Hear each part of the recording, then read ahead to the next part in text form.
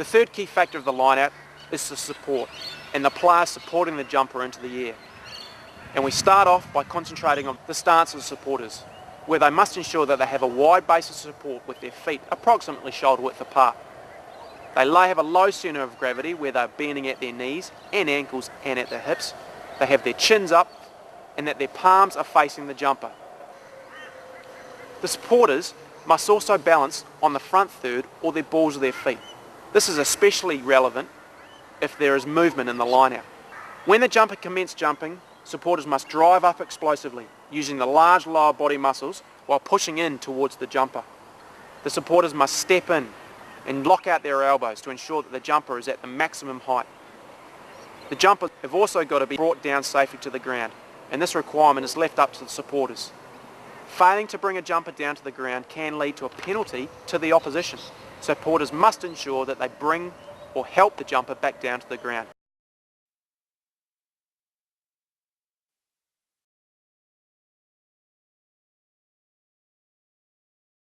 As you can see, what we've got here is a jumper, a back supporter and a thrower who's throwing in the ball. This drill is quite an advanced activity because it requires a lot of strength from the back supporter, as they're the only one supporting the jumper in the air. Two things have got to happen here. The jumper's really got to make an attempt to get in the air, and the back supporter's got to use all the energy that they can produce from their lower body to really get that jumper up in the air.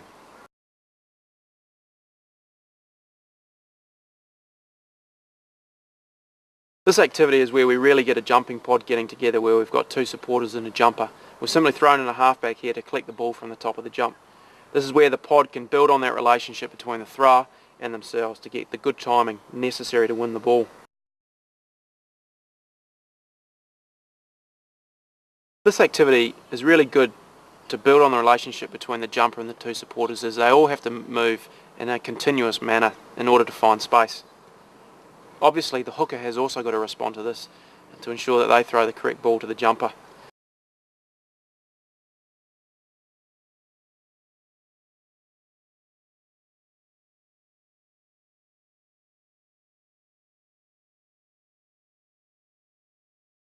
This activity is a game-based activity where we've got two pods who are going to oppose each other.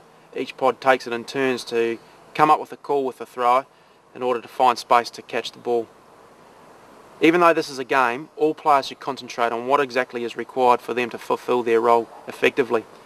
The thrower must concentrate on their key factors, and the supporters have really got to concentrate on moving effectively with the jumper and getting them into the air as quickly as they possibly can.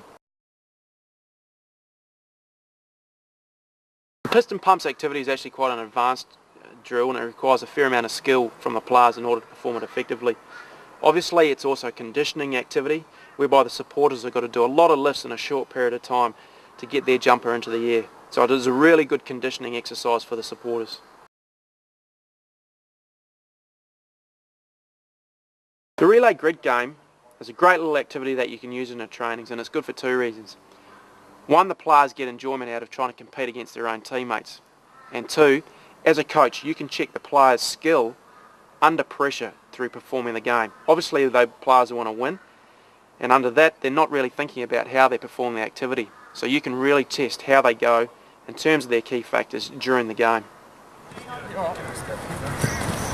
Up, down, up, down.